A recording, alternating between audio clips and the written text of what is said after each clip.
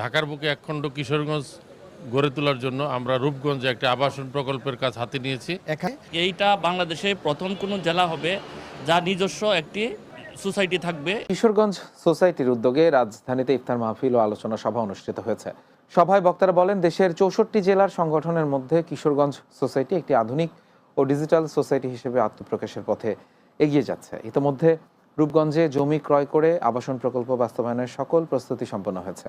ঢাকার বুকে কিশোরগঞ্জ সোসাইটি একটি ঐক্যবদ্ধ, পরিকল্পিত ও দৃষ্টিনন্দন কমিউনিটি হিসেবে গড়ে তোলার লক্ষ্য নিয়ে কাজ করছে সংগঠনটি, যা ভবিষ্যতে ইতিবাচক পরিবর্তন বয়ে আনবে বলে আশা প্রকাশ করা হয়।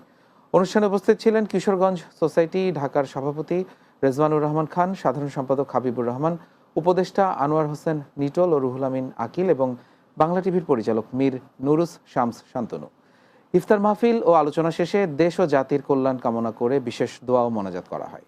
ঢাকার বুকে একখণ্ড কিশোরগঞ্জ গড়ে তোলার জন্য আমরা রূপগঞ্জে একটা আবাসন প্রকল্পের কাজ হাতে নিয়েছি। এখানে 13টি বিল্ডিং হবে, প্রত্যেকটা বিল্ডিংয়ে 36টি করে ফ্ল্যাট হবে। এইটা বাংলাদেশে প্রথম কোনো জেলা হবে যা নিজস্ব একটি সোসাইটি থাকবে। এই কিশোরগঞ্জ সোসাইটি একদিন অনেক দূর যাবে, অনেক বড় হবে এবং এই বড় জিনিসটির সাথে আমরা একজন সঙ্গী হব। কিশোরগঞ্জবাসী সবার সুখে দুঃখে আমরা একসাথে থাকবো। ভবিষ্যতে এই ধরনের একটা পরিকল্পনা অন্যদের মাঝে আমরা ছড়িয়ে দিতে পারবো।